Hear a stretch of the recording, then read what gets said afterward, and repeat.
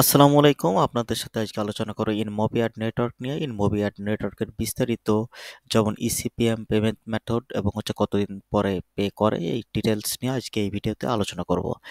তো যারা এখনো ইনমোবির নাম শুনেননি তারা এই ভিডিওটা দেখলে একটু অনুমান করতে পারবেন বা কিছু আইডিয়া পাবেন ইনমোবি অ্যাড নেটওয়ার্ক সম্পর্কে।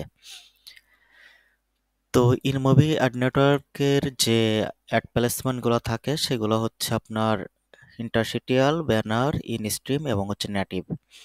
তো এই ৪ টা অ্যাড প্লেসমেন্ট থাকে। আপনারা এইগুলো আপনাদের রিয়েল যে অ্যাপ আছে ওই অ্যাপের ভিতর প্লেসমেন্ট করতে পারবেন। আর যারা ট্যাক্স অ্যাপস দিয়ে কাজ করেন তারাও এগুলা করতে পারবেন। তো এই অ্যাড নেটওয়ার্কের পেমেন্ট মেথড কি কি আছে একটু দেখে আসি। পেমেন্ট মেথড দেখার জন্য এটা আপনাকে ইনমোবির ড্যাশবোর্ডে ঢুকতে হবে। তারপরে এখান থেকে যে ফিনান্স দেখতে পাচ্ছেন, ফিনান্সে যে পেমেন্ট সেটিংসে এখানে আমার ব্যাংক অ্যাকাউন্ট দেওয়া আছে। আমি একটা নতুন একটা পেমেন্ট মেথড যে পে আউট সেটিং থেকে এখানে অ্যাড পেমেন্ট অ্যাকাউন্ট এখানে যেতে হবে। এখানে দেখেন পেমেন্ট মেথড হচ্ছে পেপাল আর হচ্ছে ইলেকট্রনিক্স ফান্ড ট্রান্সফার, মানে হচ্ছে ব্যাংকে যেটা পাঠায় আর কি। তো এই দুইটা পেমেন্ট মেথড এখান থেকে অ্যাড ব্যাংকে ক্লিক করে আপনারা আপনাদের বাংলাদেশের যে কোনো ব্যাংকের ইনফরমেশন এখানে দিতে পারবেন। এখানে মিনিমাম হচ্ছে পে আউট নেওয়া যায় $300 ব্যাংক অ্যাকাউন্টের মাধ্যমে। তবে আমি যদি এখানে এক্সাম্পল $25 লিখি, দেখেন নিবে না। এখানে কিন্তু বলে দিচ্ছে 300 থেকে $10,000 মিনিমাম হতে হবে। তো এখানে মিনিমাম $300 হলে আপনারা উইথড্র করতে পারবেন বা অটোমেটিক আপনার অ্যাকাউন্টে পাঠিয়ে দিবে।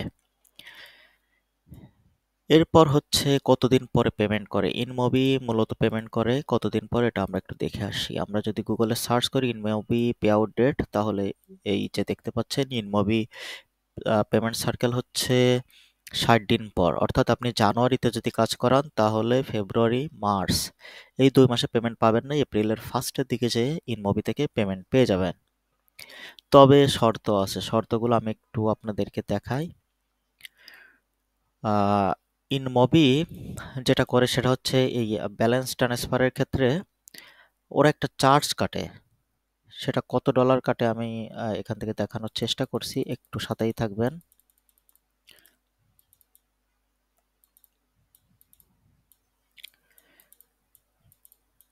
অন্য অ্যাড নেটওয়ার্ক আমি যেগুলো দিয়ে আপনাদেরকে দেখিয়েছি এগুলো কিন্তু পেমেন্ট ট্রান্সফারের জন্য কোনো চার্জ কাটে না। এরা হচ্ছে ফ্রিতে ট্রান্সফার করে, বাট ইনমোবি চার্জ কাটে। তবে পেপালে মনে হয় কিছু চার্জ কাটতে পারে কিছু কিছু অ্যাড নেটওয়ার্ক। তো দেখি কত কাটে। এখানে বলা হচ্ছে $14 হচ্ছে ট্রানজ্যাকশন ফি হিসেবে ইনমোবি কাটবে যদি আপনার ডিরেক্ট যে আমাদের বাংলাদেশি ব্যাংক অ্যাকাউন্ট আছে ওই অ্যাকাউন্টের টাকা নেন সেক্ষেত্রে। তবে পেপালের ক্ষেত্রেও কিন্তু তারা চার্জ কাটে এবং সেটা হচ্ছে সেম অ্যামাউন্টই $14ই। তো আপনারা জানতে পারলেন যে ইনমোবিতে মিনিমাম $300 হলে আপনারা নিতে পারবেন এবং $14 তারা চার্জ কাটবে ট্রানজ্যাকশনের জন্য। তো ইনমোবির আর একটু বিস্তারিত দেখে আসি, সেটা হচ্ছে ইনমোবির ইসিপিএম কেমন থাকে। আমি অবশ্যই এইটা টেস্ট হিসেবে করেছিলাম, টেস্ট করার জন্য যে আসলে কেমন থাকে আর্নিং। এই যে অ্যাকাউন্টটা দেখতে পাচ্ছেন এই অ্যাকাউন্টে আমার কোনো ইনকাম নাই, একেবারেই জিরো। এটা আমার প্রথম ইনমোবি অ্যাকাউন্ট ছিল, পরবর্তীতে আরও ইনমোবি অ্যাকাউন্ট ক্রিয়েট করা হয়েছে এবং সেখানে আর্নিং আছে। আমি ওই অ্যাকাউন্টগুলো এখানে শো করছি না। তো এখানে আমার 0.2 সেন্ট ছিল হচ্ছে ডিসেম্বরে, আর ডিসেম্বরের আগে ছিল নভেম্বর ছিল 0.4 সেন্ট, যা বাংলা টাকায় 4 টাকা বা 2 টাকা এরকমই হবে। তো এখন এই যে ইনভেন্টরি দেখতে পাচ্ছেন এখান থেকে অ্যাপগুলো দেখা যায়। আমি এখানে একটা অ্যাপ প্লেসমেন্ট করেছিলাম যেটার আপনারা ইমপ্রেশন বা এগুলো দেখতে পাচ্ছেন। এখনো কিছু কিছু অ্যাড এখানে শো হচ্ছে, যদিও অনেক আগে করেছি, ইউজার আপডেট করেনি এ কারণে। তো এইখানে আমি 30 দিন দিই তাহলে আগে দেখা যাবে। দেখেন এখানে কিন্তু এই লাস্টের দিকে ইমপ্রেশন নাই, এটা নভেম্বরের ইমপ্রেশন। এই যে 11,902 এবং এখানে তো বিভিন্ন ক্যাটাগরির ইমপ্রেশন। তো এটা হচ্ছে আমার ইমপ্রেশন, এটা সার্ভ করছে। তো এইগুলো মূলত তো ইসিপিএম হচ্ছে বাংলাদেশি কান্ট্রি দিয়ে আপনার যে কাজ করান। আমার যে এক্সপিরিয়েন্স এই ইনমোবি নিয়ে, বাংলাদেশে ইউজার যদি হয় সেক্ষেত্রে আপনাকে কোনো ইসিপিএম দিবে না, এত কম ইসিপিএম দেবে যেটা নিয়ে আপনি কাজ করতে পারবেন না। তবে ক্লিক যদি একটু বেশি করানো যায় সেক্ষেত্রে ইসিপিএম একটু ভালো পাওয়া যায়। তো দেখেন 0.01 ইসিপিএম, এখানে কিন্তু কোনো ক্লিক নাই, ক্লিক ছাড়াই। আর ট্যাক্স অ্যাপসের হচ্ছে এটা রেভিনিউ এবং ইসিপিএম। তো ট্যাক্স অ্যাপসে এখানে ক্লিক করা আছে অনেক পরে, 50-60টা অ্যাড দেখার পরে হয়তো একটা ক্লিক ভুল করে পড়লো, এরকম করা।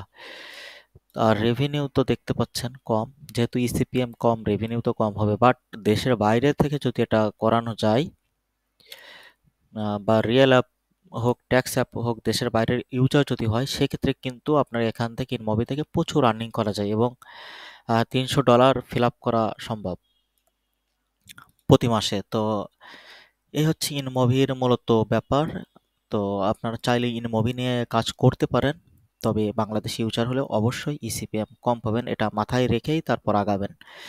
এই দেখেন ইসিপিএম এর পরিমাণ 0.006। হ্যাঁ, এটা 0.51% গ্রো করছে, মানে বাড়ছে। তারপরেও যদি এই হয় তাহলে সব থেকে কম যখন ছিল তখন ইসিপিএম কত ছিল? তো এখানে সবই বাংলাদেশি, একটাও দেশের বাইরের ইউজার নাই। তো এ কারণে মূলত ইসিপিএম অনেক কম। দেশের বাইরের ইউজার হলে হয়তো বা ইসিপিএম আরো বাড়তো। তো আমার মনে হয় ইনমবি সম্পর্কে আপনারা যথেষ্ট ধারণা পেয়ে গেলেন। কারো কোনো প্রশ্ন থাকলে আমাকে কমেন্টস করে জানাবেন। আর একটা বিষয়, আমি কোনো অ্যাপ সেল করি না এবং কোনো ধরনের অ্যাকাউন্টের অ্যাপ্রুভাল আমি করে দিই না। আমাকে অ্যাপ সেল করার জন্য, অ্যাকাউন্টের অ্যাপ্রুভাল করার জন্য, কোনো কিছুর জন্য আমাকে প্লিজ কেউ মেসেজ দিবেন না। তো ভালো থাকবেন, আজ এ পর্যন্তই। আল্লাহ হাফিজ।